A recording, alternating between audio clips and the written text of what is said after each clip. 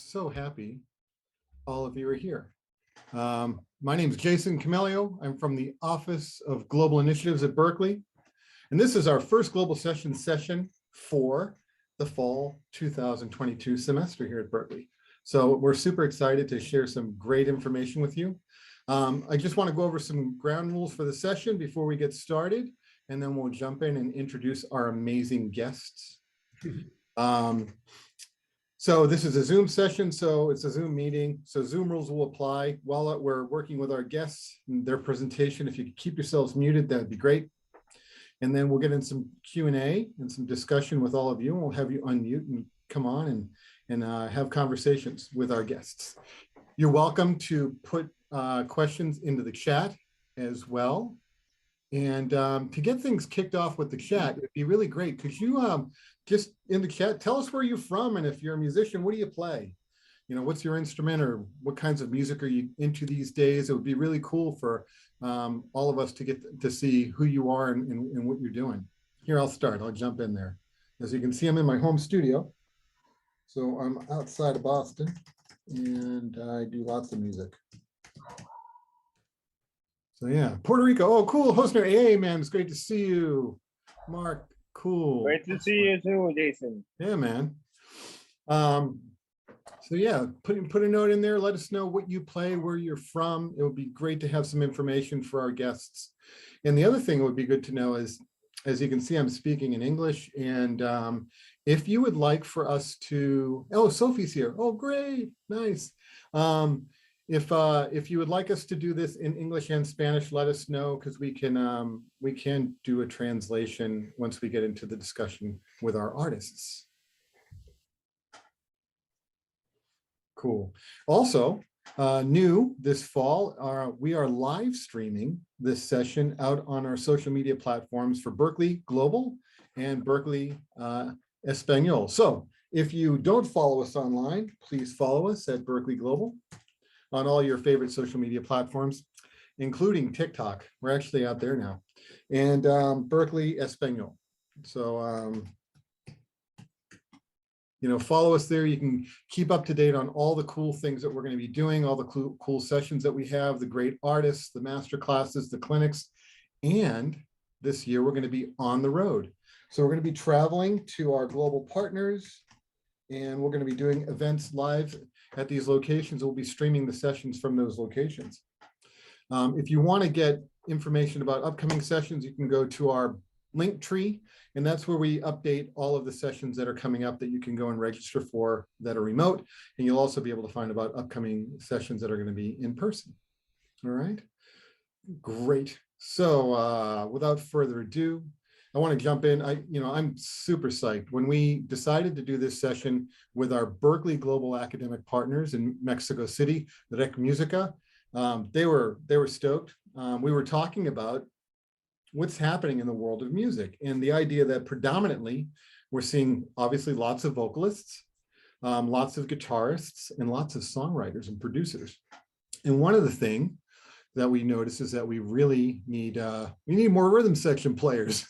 We definitely need more bassists and great drummers to support all this amazing music that's being created. And so we thought it would be really good to bring in some top musicians from Berklee and from Musica to speak to you about their background, their careers as professional musicians. And we've got two incredible Berklee alumni who are also professors, who are also touring, recording artists, and do many other things that are going to come and talk to you about all the great things that they're doing. The first guest that I'd like to bring on is, he's a bassist from Cordoba, Argentina. I've had the opportunity to literally travel the world and do programming and visit partner schools all over the world together. And he's an incredible bassist, an incredible composer as well. He currently plays with Guillermo Klein, with Mehmet Senecal, Daly, Ian Smith, Leo Blanco, Fernando Brandao, and many, many other artists around the world.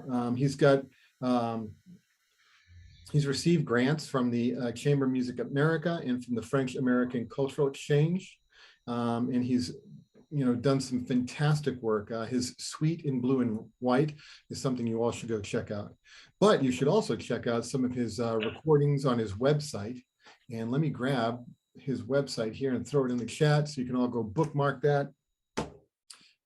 His recent recording for jazz orchestra, Possibility of Change, is something that you need to go and experience. It's a beautiful recording, and it's not just because I was playing third trombone on it either, but the music is stunning. And it's really challenging and beautiful stuff. Traveled literally all over the world. He's been teaching at Berklee for many years. He also teaches at Tufts University in the Boston area as well. Please join me in welcoming Fernando Huergo. Fernando, thank you for being here, sir. Thank you so much. Thank you, Jason, for that presentation. Hello, everyone. It's a pleasure to be here and an honor to be here and participating in this workshop. Thank you very much. And also joining us is another Berklee alum. He's actually from Mexico City. He's a professor at our Berklee Global Academic Partner, Musica. Just so that you know, in all of the world, there are only 22 institutions that are called Berklee Global Partners. These are schools that you can go and study, and you can actually, when you complete the program there, you can transfer your credits to Berklee and finish your degree at Berklee. So my colleagues will add that information in the chat. I'm going to introduce them in a second as well. He's an incredible musician. He's working with top artists, and it comes from, you know, the training that he's had. He studied with Hector Navarrete and Waldo Madera, among others, and you know, it led him to his studies at Berklee, where he worked with Rod Morgenstein, Dave DeCenzo, Casey Sherrill, Kenward Denard, Jamie Haddad, Jackie Santos, and many, many more. And that's all allowed him to develop just a very, very deep and broad skill set. He is a sponsored artist by Pasty Cymbals, and he's traveling all over the world. As a matter of fact, he's literally leaving again tomorrow to go on tour, and he was so generous to give us his time to be here with us tonight. These days, I think he's been on the road with a lot of artists like Paulina Rubio and Sin Bandera, Alex Sintek and Christian Castro, among many, many others. And we're so happy that he's here with us. Please join us in welcoming Mr. Ernesto Martinez. Thank you, sir, for being here. Thank you. Thank you, guys. That's a really nice presentation. I'm humbled. I'm honored, as Fernando said, and it's great to be here and share experiences, and I'm sure it's going to be a lot of fun. Thank you, Berklee. Thank you to Rec. Let's get things started. Yeah, absolutely. Before we jump in, I just want to announce I have two colleagues here joining us this evening that are part of the Global Initiatives team. They're producing the show. We have Assistant Director Bree Tagliaferro. Bree's actually an alumna from the Boston Conservatory, a graduate student. She's a ridiculous cellist. So you all should check her out. And also we have an amazing guitarist, our Associate Director, Daniel Busey, and they'll be joining us here shortly as we jump into the session. But to get things started, Fernando and Ernesto, you know, what I'd like you to do, Ernesto, could you tell us, do you remember the point in time when you decided that you wanted to be a musician? Oh, yeah, definitely. I started playing piano when I was 6. My parents got me piano lessons alongside my siblings, and I loved it. It was like a full year, and then the teacher left, and then I got a new teacher. And I didn't really like it. And the reason I didn't like it was because we had to sight read. We had to learn to read music, basically. And a 6-year-old doesn't want to do that. He wants to play and have fun. So I quit. And a few years later, I was watching MTV back in the day. And they were showing a concert by Black Sabbath. And the drummer at that time, his name was Bobby Rondinelli. He started doing a solo, and then he threw the sticks away and started banging on the drums with his fists. And I'm like, I want to do that. I was hooked.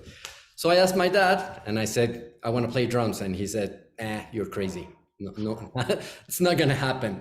So I kept bugging him for the better part of 5 years, I think. And then he said, all right, if you want to play drums, you got to show me that if you want a drum set, I'm sorry. He said, if you want a drum set, you got to show me that you can play drums. And I'm like, how am I gonna play drums if I don't have a drum set? So I enrolled in a music school, which was at a mall near where I lived. And after a year of going there without a drum kit at home, I started playing. And then there was a recital for the end of the year. I invited my dad, and he saw that I could play, and he was like, okay. So he got me a drum set. And ever since then, I knew I was like 16 at the time, and I knew I wanted to do that.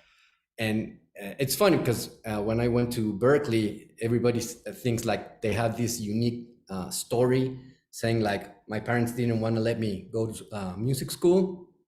And it's most people's stories, or at least that was the case where I went to school. Like a lot of people were like, yeah, my dad didn't want to let me come to study music. And then same thing for me. And I went to marketing school I have a minor in marketing. Oh, wow. And then I have a minor in mechanical engineering because I had to go to school for that until, according to my dad's point of view, first it was a real career and then I could do music. So I did that, and then I got a scholarship to Berklee, and that's when they let me go. So that's basically the story. I kind of went long. I thought it was going to be shorter than that, so sorry about No, but that's great, man. So this is interesting. It was watching a video on MTV. it. Was watching a video. that Yeah. like got you connected in. That's critical. Exactly. Fernando, do you remember like what the moment was for you that totally, had you sold? Like I'm going to do, music. Well, I come from a musical family, so music was always part of the conversation. They're always playing, and people expect you to play. My grandma was a piano teacher, so I knew music was going to be part of my life. But then I think when I was in high school, at the last year, I joined one of the most famous band in my city, Córdoba, that was already recording and touring. And so I passed from being like a, quiet soccer kid to be kind of popular with my peers. So I said, this is cool, actually. I'm gonna go for Oh, this. wow. Yeah. So I like this. So, I think but the band was good music. So it was a good opportunity. So I think I decided to go for music. Wonderful. Yeah, that's great. So the popularity factor won you over, being up on stage and being one of the cool kids. No, I mean, it's all of a sudden, people appreciate what you do, and Yeah. and this is fun, and I love it, and I'm actually very grateful to be a musician and to be able to make a living with music. I think it's a blessing, it's a privilege in these days. Amen. I completely agree with you. Fernando, building on that, and Ernesto will ask you this question as well.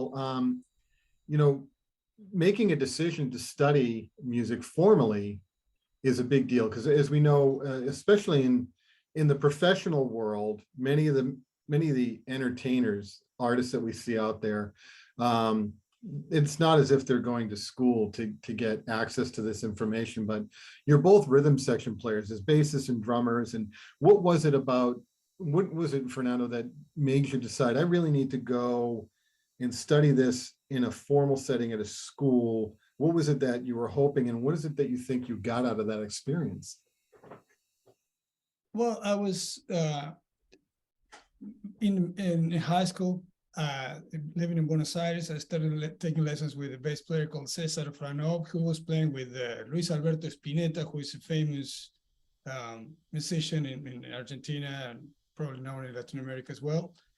And he said, he told me, my teacher, I didn't study high school, but if I want to get better, I want to finish high school and probably go to Berklee. And I said, wow, that's where my teacher wants to go to get better. And then he told me about Pedro Aznar, who was another bass player, singer with Pat Metheny, who was also from Buenos Aires, who went to Berklee. So I said, I want to go there. That should be cool. And Berklee came to Buenos Aires I think it was 1987. You know that, Jason. You have the flyer. And I got a scholarship. I attended that, and it completely changed. Berklee completely changed my music abilities, possibilities. I learned things that I didn't even know that I wanted to learn. It opened so many doors and windows, enriched my musical life. So it basically literally changed my life. Wow. Wow. That's impressive to hear. Yeah, I mean, that you did what your teacher wanted to do, and you kind of built on that path. That's really incredible. Ernesto, what was it that drove you to want to go and study formally drum set in a school setting? What was it that prompted you to do that? Just wanted to get better.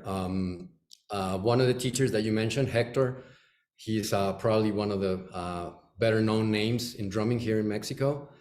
And he did a bunch of summers over at Berklee. Right. And I mean, this was back in 1994. And you got to understand that information was really hard to come by. So we would get together at the music conservatory and trade tapes with all sorts of lessons, like I remember the first lesson tape that I listened to was Dave Weckl. And to get transcriptions was nearly impossible. We sometimes managed to get bootleg videos of Greg Bissonette, Jeff Porcaro, and it hooks you. You get hooked with things like this because they're not around. Right? I mean, I don't want to diss on anybody, but like right now you have YouTube and you can get pretty much anything. Yeah. It was really different back then, and in order to get better, you had to study formally. And with Hector telling me about Berklee and me applying and getting a scholarship, that was it. I was super excited, and I didn't even realize what I was in for, because I had this preconceived idea of what to expect. Okay. But when I got there, it was just like a whole universe. I thought it was going to be, like drums and do this, do that. But, I wanted to be a performance major. But when I got there, there was arranging, MP&E, film scoring, music thing. All of those things appealed to me. You could only choose one or do a dual major. So I ended up mixing a little bit of everything, which is professional music, where you can get to choose Right. what to study. And I mean, thirst for knowledge, that was really it. That there was no other way to get better at that time. Well, on that point of getting better, with all the study and training that you've both have done, and Ernesto, maybe you could speak to this first.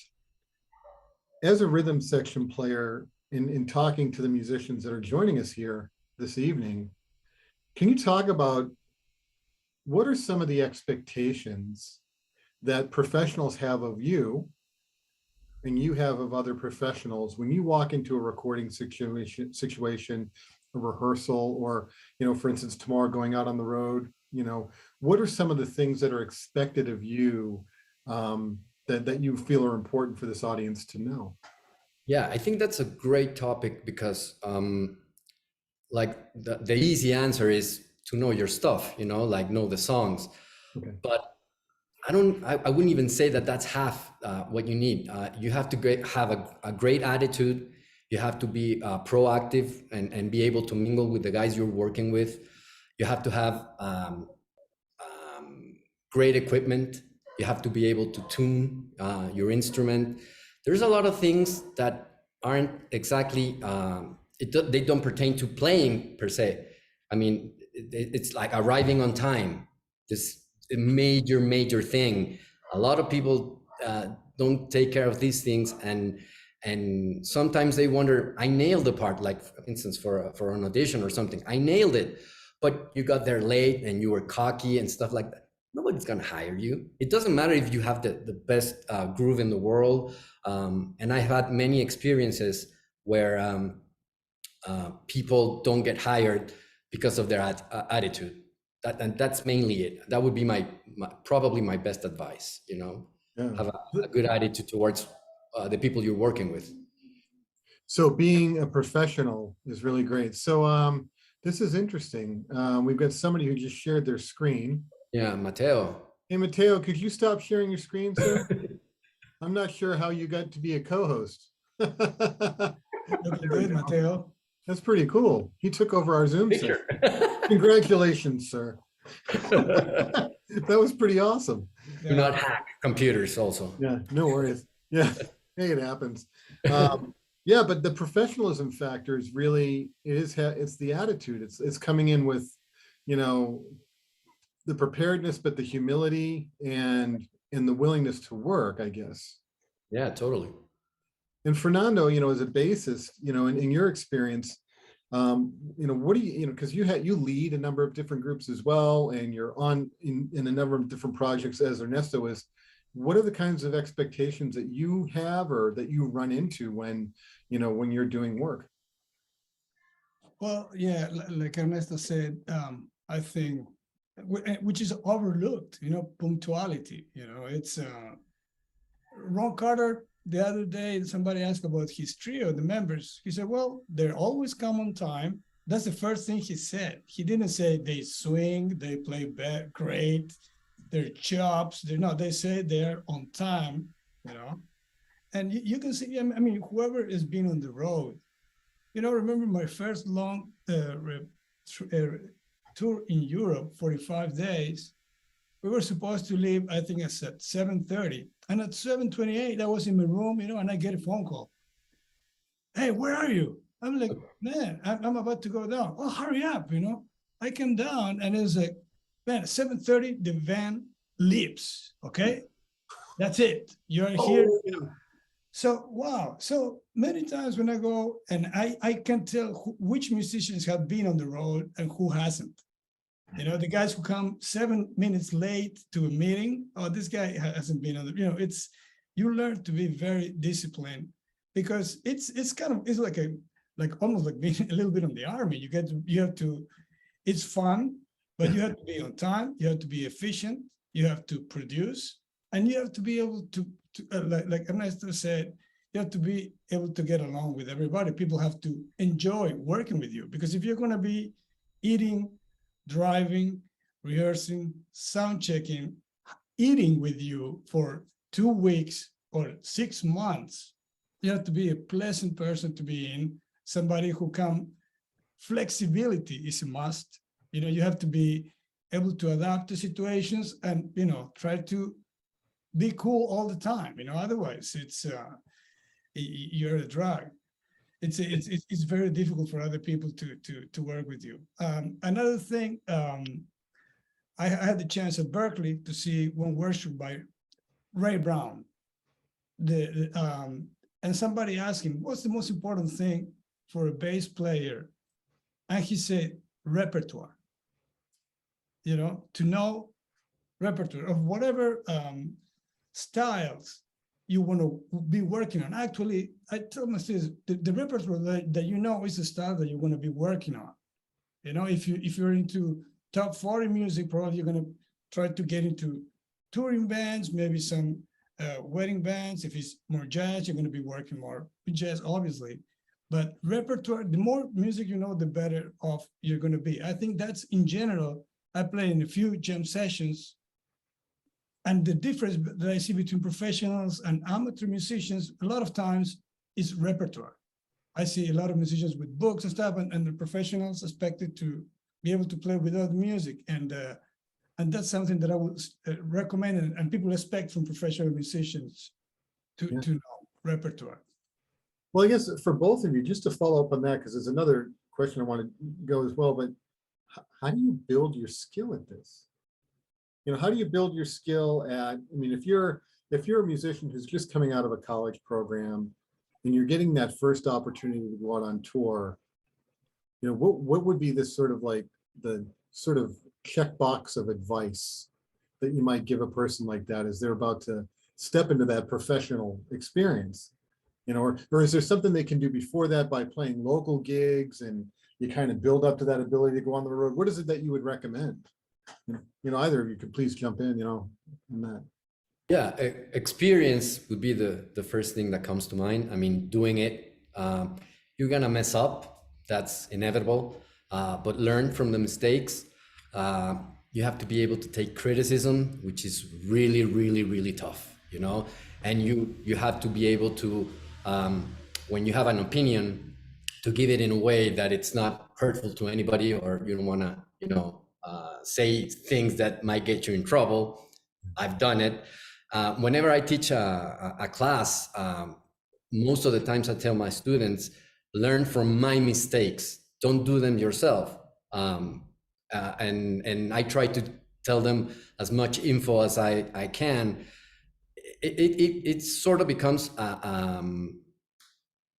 well, it's not good that I say it, but I think it's fun in a way that it's not always playing drums, but you get to hear stories, and you can relate to some of the stories, and then you can learn from these stories, because definitely there's going to be bumps down the road, and you want to avoid as many as possible. And I wish most of my teachers would have told me a lot of things, you know, if I knew then what I know now.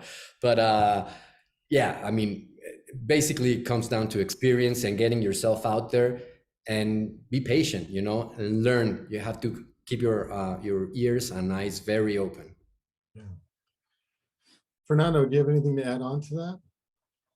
Yeah, I think that regarding, I always try to use great musicians' recommendations, you know, and Mark Walker, our colleague, teaches as a drummer as well, and teacher at Berklee. He said that Art Blakey told him, you know, he went to see him, and Art said, be working every time, every night, be playing with somebody every night, you know. So exactly what Ernesto said, just go and try to do as many gigs as you can, try to be exposed to all kinds of things, try to learn from everything, because sometimes we kind of say, oh, I don't want to do this, or I'm too good for that, or, you know, that's, to me, is a mistake. The more open-minded you are, and the more, you know, you force yourself to see different things and to learn from music that maybe you didn't think it was worthwhile or good, and then you say, oh wow, there's a whole art about this. And the more music you know, the richer you're going to be, you know, the more you're more flexible, you know, more you know more different possibilities, more music is always very important for your career. That's interesting. Getting those nuggets of wisdom from, you know, those luminary musicians and artists is key. Yeah, those experiences are great when you can have them. Along those lines, actually, you know, could you talk to the audience here? Just like the times that you've had the ability to go and meet an artist or speak to an artist, you know, have you come into those situations, and, you know, how do you approach a well-known artist that you know are really excited about meeting? I generally don't. Right. You know what? I can be a groupie. I mean, that's for sure. But that's exactly the reason why I don't want to come talk to people I admire, unless it's something more casual. You know, like the Berklee hangs at the NAMM show. They're incredible.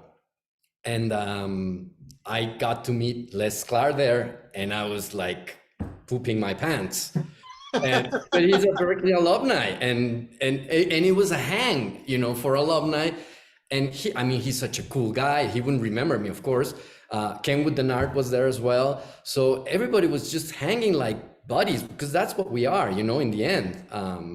It doesn't matter that one's, you know, one of the best drummers ever, the other's one of the bass players ever, but they're just, you know, maybe they're from another universe, but they're here, you know, gracing us with their presence. And it was really, really fun. And I mean, I've heard of people saying, you know, I got to meet this drummer, and he was just a jerk. And that could be a downer, you know. If I'm not mistaken, I think there's a story about Billy Cobham meeting, was it Louis Bellson? Oh, really? Yeah. Yeah, and it wasn't a pleasant experience. So, oh no, you know what? It was Buddy Rich, of course. Buddy Rich was known for having a temper, Yeah. and I don't know if the story is true or not, but I wouldn't want to, have one of those experiences. So you're kind of gun shy. You don't want to end up Yeah, being one of your definitely. heroes or Yeah, heroines, as it were, exactly. being kind of, yeah. How about you, Fernando? Kind of Do you have like backfires. do you avoid them or avoid, those artists you love, or do you kind of like find yourself saying hello and, checking in? Well, I used to as a kid, because it was such a thing. I remember my first year at Berklee, Joe Zawinul from Weather Report playing at the Regatta Bar. So, I went there and, I was like shaking, and I didn't know what to say. My English was horrible. I had a gigantic accent. And, Joe Zawinul looks at me and he said, "Where are you from?" First, I say, "Oh, I'm from Argentina." And he said, "Y Monzón, está preso?" Like, about a boxer in Spanish, but, it took me like 1 minute to process all this information. Man, it's Joe Zavino speaking to me in Spanish and asking about a boxer who was in jail, I was like, yeah, he's in jail, it was amazing. But yeah, if I nowadays, only if I play with them, and there's a situation I get to see it, and then maybe we can exchange. Sure.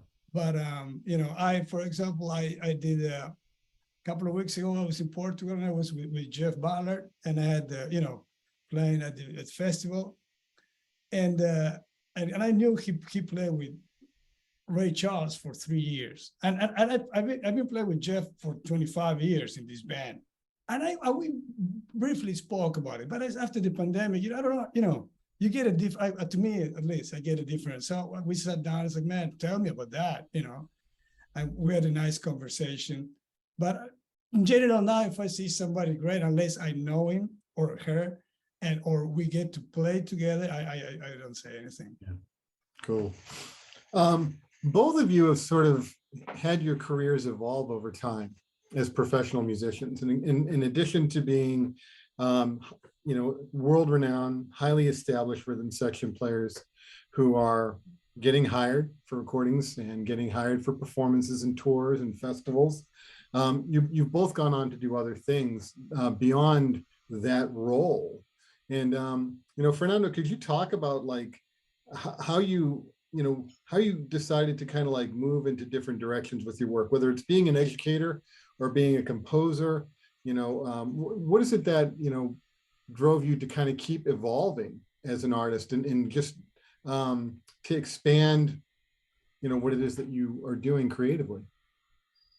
I think that I don't believe really in the status quo. I think either you're getting worse or better, So I try to keep pushing myself a little bit, trying to get better, which is hard because it takes a lot of energy. Sometimes you just, oh, you know what, I'm not going to take this gig because and you miss up opportunities for growth.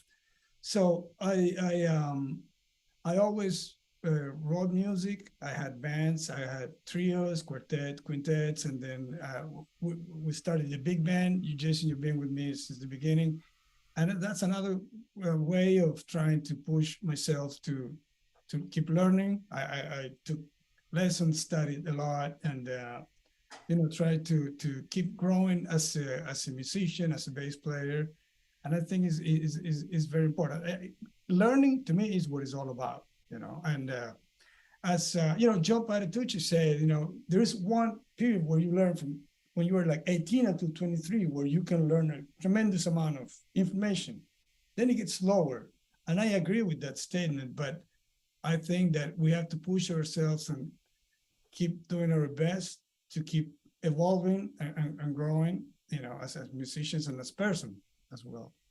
Yeah. Yeah. So it's actually the total package. Learning it's a life lesson, but it's also to keep your creativity and your artistry going forward. Yeah.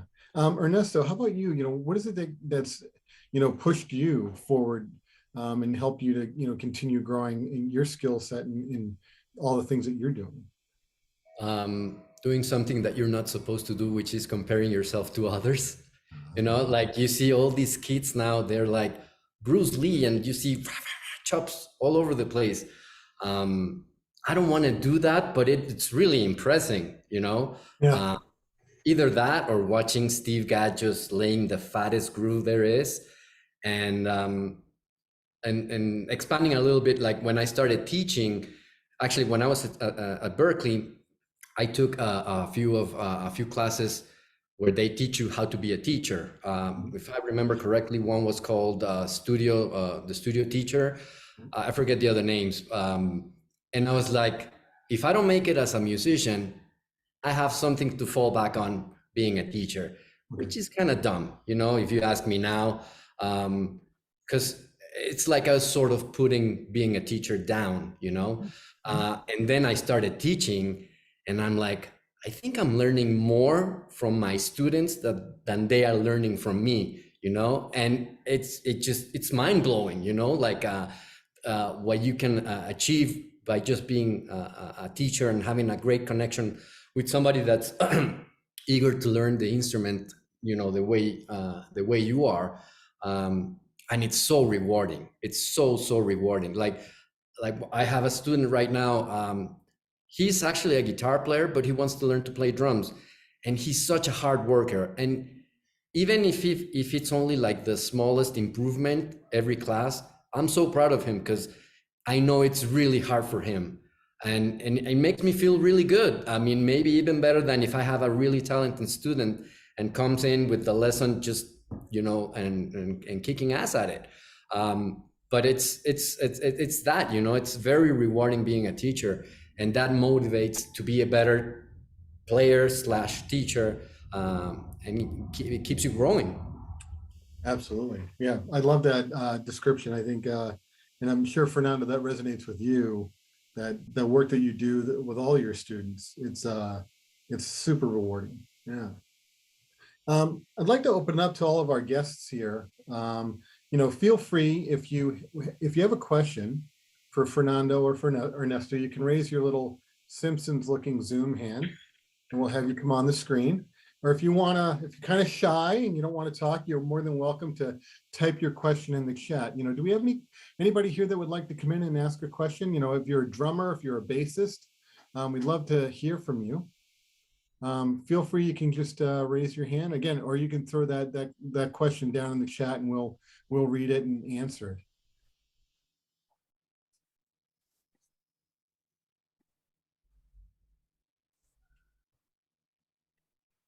Cool. We have a shy group here this evening. Wow. Yeah, that's all right. Anybody that's you know, come to, I saw a couple of people There's one. to our programs. Oh, there's Alexis. Okay.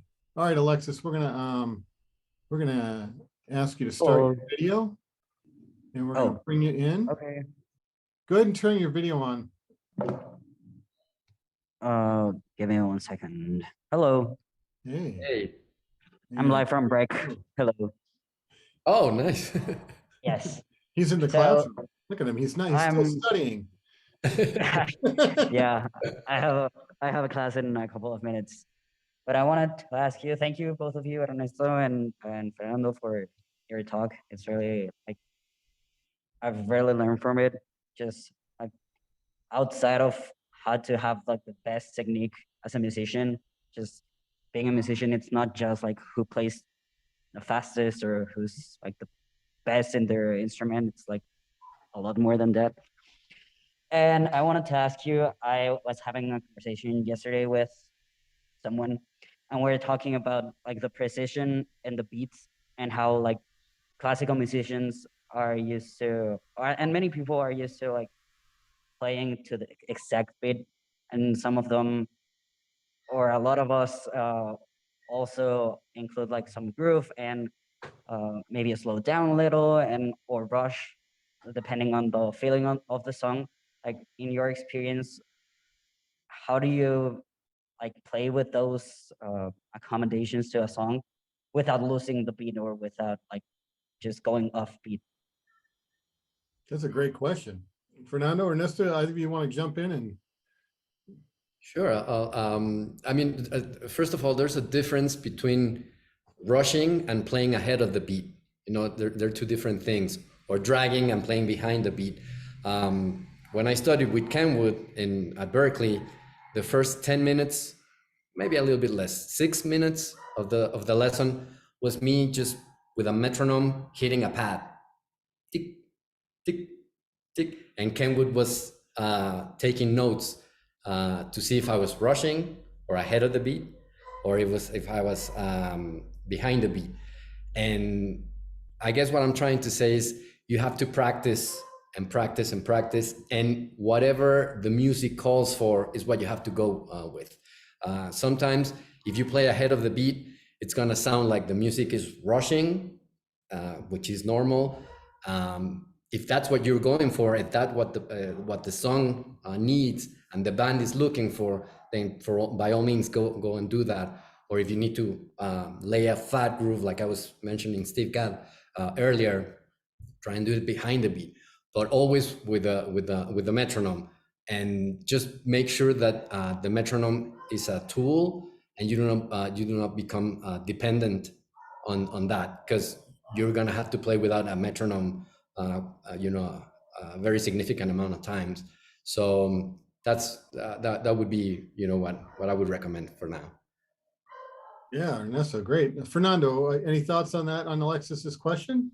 Yeah, I mean, it brings a very important subject, which is time, which is to me the number one requirement on bass, on rhythm section. You know, if I see somebody that has a strong time, there is a lot of all the other stuff you can work around. You know, time is important. So how do you work on time on getting better?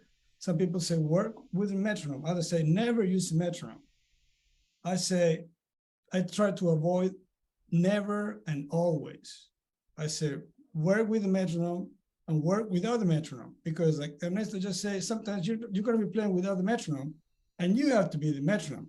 I have some students that play bass. Oh, I can play along with the recording perfectly. Okay, turn on the recording and play just your bass.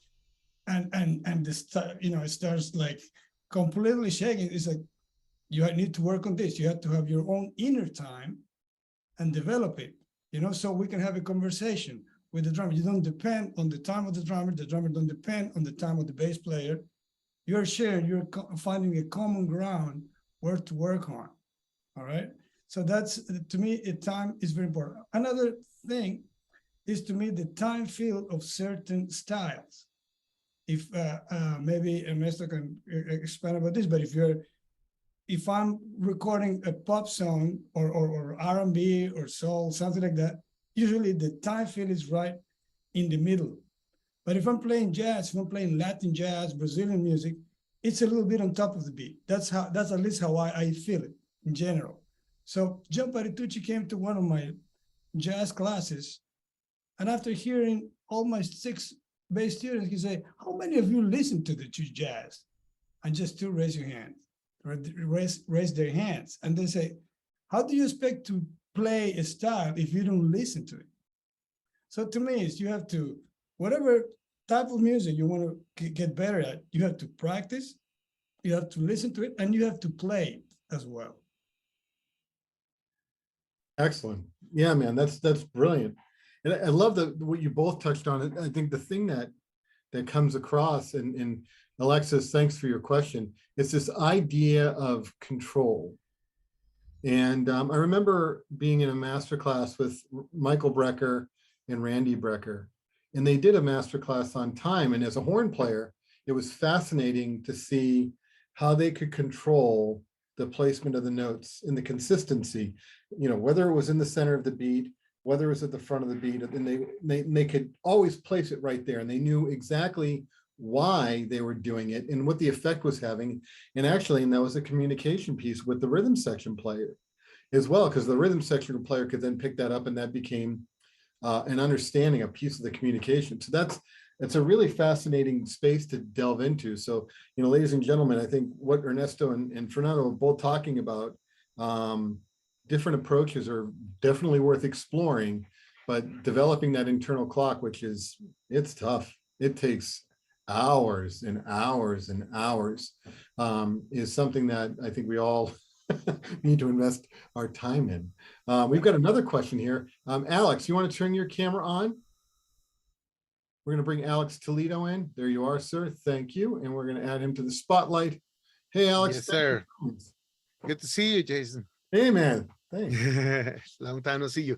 Hey, muchas gracias, maestros, por compartir. Thank you for sharing this time with us. I have a quick question.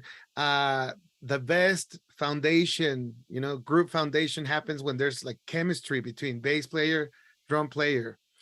How do you get to build that when you're playing constantly with different people? Like some people, and you play with them so long, you just see each other in the eye and know what's happening, but then you have to play with other people and you don't even know them.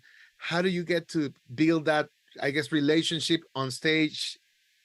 Meanwhile, like reading the charts or just like going through the songs, like how do you get the trust of the other player? I guess, can you tell us about that? Great question. Thank you, sir. You have to listen to what they're doing. That's the whole thing.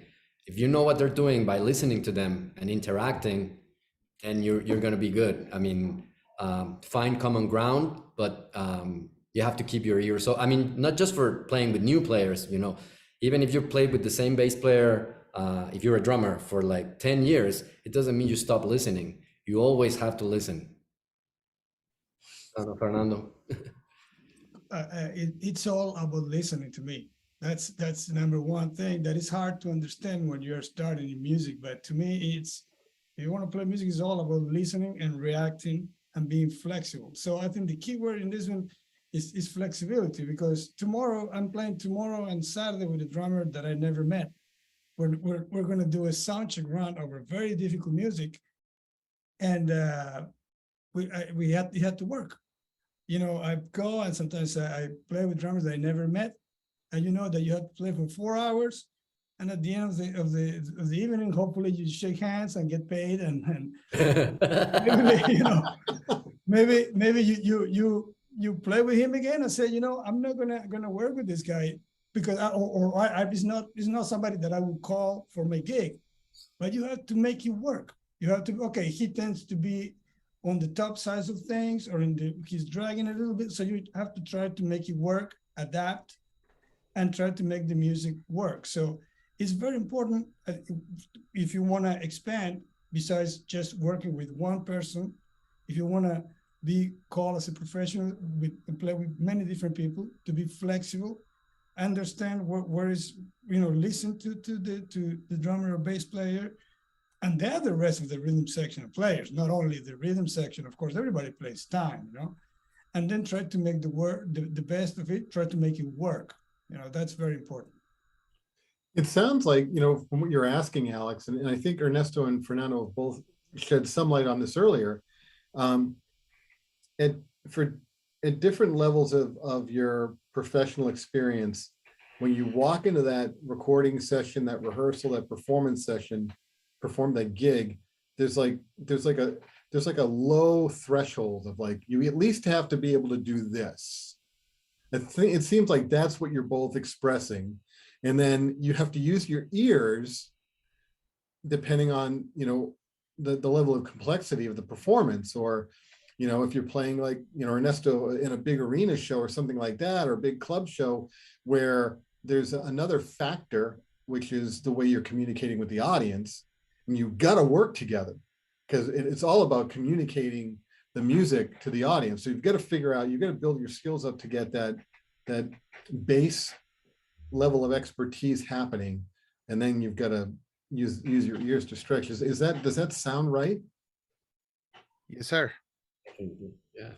Cool. Yeah, Alex, thank you. Great question. Alex, thanks for joining us. It's great to see you, man. Good to see you. Cool. And Juan Carlos, you want to turn on your camera, sir, and we'll bring you in? Carlos, amazing bass player from Mexico. Yeah, Thank you guys. Thank you, Ernesto. thanks for joining us. It's super cool to be here with you guys listening. I would like to ask you guys, in your experience, like the importance of going back to the tradition in the genres in order to get some information that I think it's important to develop as a bass player, as a drummer. The importance of going back to, I don't know, like Roy Haynes or something going back to Louis Armstrong or Son Jarocho here in Mexico, like all this, yeah, all the traditional music that help us, and we don't listen it a lot. We need to, like, the teachers need to tell us, like, go back to the tradition. But can you share with us some of that from your experience? It would be great. Thank you. Fernando? Well, I come back again with those quotes by the big guys, but they work for me. So I'm sharing with you guys. That's how we grow. Bill Evans, the great piano player, said that whoever musician sees the most to the front is the one who has seen the most in the past. You can't come up with new music, fresh new stuff if you haven't checked what has been done before. You're not standing on the shoulders of giants. Your music lacks substance. You're playing. If Ernesto hasn't checked the work of Steve Gadd, for example, that he's referring to, that's where he's standing from. He dug into that. I'm sure Jason has checked J.J. Johnson and people like that, obviously. So, and you're the bass player. I'm sure you have checked the great bass player. You're talking about Louis Armstrong. So, I mean, it's important to go back to whatever type of music you play, but go and see the history. I have some students that say, "Oh, I want to play Latin jazz," but they don't know jazz and they don't know Latin. So we have to work on jazz and Latin and get all that music, all that history, all that foundation, in order to be able to play the music better, correctly, with substance, which is very important to understand. Somebody that comes to mind is Robert Glasper, for example. Somebody who can play, anything from any era of jazz, and is making the most innovative music today, as an example. Thank you, Fernando. Ernesto, what are your thoughts on this idea of Well, having? there's not much more. Yeah, there's not much more I can add to Fernando. He's so eloquent. But in order to understand what you're doing today, you have to know what happened before, because what's happening now comes from what happened way long ago. And it's very important. And it's almost I think, like, you should honor the people that came before you, and that's a great way to grow up as a person and as a musician. And what a quote from Bill Evans. In order to look further ahead, it's just insane. It just blew my mind right now. But yeah, not much more to add, unfortunately. It's been That's perfect. Thank you, guys. Thank you. Yeah, man, thanks. And happy birthday, sir. It's your birthday, Juan Carlos. Yesterday with the rhythm section. Thank you, guys. If I may add something about what Ernesto was saying, is a perspective, which is something that we're losing these days. As my generation, we grew up with the LPs, devouring all that information, what year was recorded, who was playing. Now I see it. I remember being at Berklee, and one student was recording it, was playing as a transcription by what is it, Donald Fagen band? Steely Dan. Steely Dan. And so I loved it. I said, wow, I don't know that. Who's the bass player? He's like, I don't know.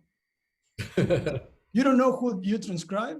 No. Okay, I'm going to help you. From which record is it? Oh, I don't know. What year was this recorded? Oh, I don't know. So you lose perspective on the music, on the history. So you don't know if it was in the 70s, if it was on the 80s, if it was Anthony Jackson or Will Lee or Marcus Miller. You lose a lot of perspective that is very important in order to understand how music evolves. So these days, where you could just get one cool track in your phone, it's important to go and dig a little deeper and try to understand when, where, who did the music, paying respect to your elders, to the musicians who did it before we did. Yeah, I completely agree. And for those of you who don't work this into your practice routine. Listening is part of your practice routine. Find time to just, I'm still, I still buy stuff. I have vinyl over, I've got a whole listening room out here, and being able to sit down and just put on an album and hear the music the way that the artists wanted me to hear it is actually really important. And I think it's something that, it can actually be kind of healthy. Yeah. It's a really great way to just learn how to do some focusing. It's almost meditative in some respects, but as Ernesto and Fernando noted about listening when you're playing in a live session, right, with musicians, just listening to recordings can actually probably help you understand and appreciate the kinds of things you need to be recognizing when you're playing in a live session too. So that's great information. Great question, Juan Carlos. Thank you so much. It's great to see you, man. Thank you, guys. Thank you. So we're getting to the top of the hour here, and I'm mindful of time. I know, Ernesto, you're going to head out on the road tomorrow, and Fernando's been packing in the hours there at Berklee. It's a scene here in Boston. We've got a full house. It's our largest enrollment ever in Boston, which is wonderful. But I have one last question for both of you that I think would be really interesting to share. That some of our listeners here on the session will appreciate. And Ernesto, I'll start with you. So you told us that the thing that got you into playing music is you'd watched a music video, saw AC/DC, and it just kind of with Black Sabbath, sorry. Yeah. And that totally got you going, right? Thanks, man. Thanks for that correction. If you could go back and talk to your younger self now, and talk to them about, a career in music and what the kinds of things you would, want to remind yourself to focus on or work on, what would you share? That's tough. The first thing I would say to me, my younger me, would be bug your dad a lot more so you can start playing a lot earlier. Like when I was younger, I feel like I got a late start at 16. But I wouldn't really change it. And other than that, is practice more. It's, to me, so much fun to practice. I love practicing with a band or by myself. I love practicing by myself. A lot of people don't like that. Like going back to basics, rudiments. I love playing rudiments to this day. Yeah, not much more. And just don't hold anything back. I don't think I have. But probably I did, but that's life, right? So yeah, I think that's what I would say to me. Wonderful, yeah, man. And how about you, Fernando? You're back there. You've grown up in a musical family, and you finally gotten getting the chance to get up in front of an audience to perform. And now here you are coming back and meeting yourself at a Berklee clinic down there in Cordoba. What would you tell your younger self? I don't know. I don't know how to get along with myself. There's a famous short story by Borges called El Otro, the Other, and he somehow he meets with his younger self, but they don't really recognize each other. It's a great. I would recommend it to read it, but I don't know. I'd say practice more. Same as Ernesto said, get into playing, get serious, and practice as much as you can, and listen and learn as much as you can. Wonderful. Very tough question. Yeah, before we break for the evening, I wanted to invite Juan Carlos. Did you want to come back? Because I thought it would be really great to talk about the program at Rec Musica a little bit, because this is a really important audience here to share information about that. So why don't you fire up your video again, and we'll bring you in. Because both you and Ernesto are faculty members there, and it would be really, really cool for people to hear a little bit about the program. Thank you for sharing the website in the chat. But you want to, talk about what's going there at Rec, the different programs you're offering, and what's happening there in Mexico City. Thank you, Jason. Los invito. I will do this in Spanish. Los invito a Rec Música. Realmente estamos ofreciendo 3 licenciaturas y en relación con Berklee, donde ustedes ya saben que pueden revalidar estas materias y después pueden ir a estudiar a Berklee. Estamos ofreciendo la carrera de autogestión, que es hacia performance, producción musical e ingeniería en audio. Y realmente les puedo compartir que es una gran comunidad, una gran escuela. Es un gusto, por ejemplo, poder compartir con Ernesto, Fernando y Jason el día de hoy a través de estas conexiones que se logran gracias a REC y a Berklee. Entonces están invitadísimos a que nos envíen un correo a info@recmusica.com o que chequen el website recmusica.com. Muchas gracias, Jason. Muchas gracias, Fernando. Muchas gracias, Ernesto. Es increíble verlos, escucharlos. Thank you, guys. Yeah, man. Come and see Rec. Yeah, please, definitely. yeah. We're going to be with you a few times. We're going to do, coming up here in December and in January, we're going to do some more remote sessions with Rec on some really cool topics. And we're going to be with you in February. So we're going to be there for the whole week. We're going to have a Berklee week at Rec, and we're going to do some auditions for Berklee, but we're also going to do some clinics and master classes. And who knows, maybe we'll get together enough people and do some kind of a concert or a showcase. Can't wait for it. So yeah, looking forward to that. It's been too long. We got to get back there. Yes, sir. Fernando, Ernesto, Juan Carlos, everybody you, from Rec who's here, thank you so much for your time. Ladies and gentlemen, it's been wonderful having you here. Special thanks to Bree Tagliaferro and Daniel Abusi for producing the session, for Anna Rivas down at Rec for helping us to market and get this out there, and the team at Rec for doing such incredible world-class work.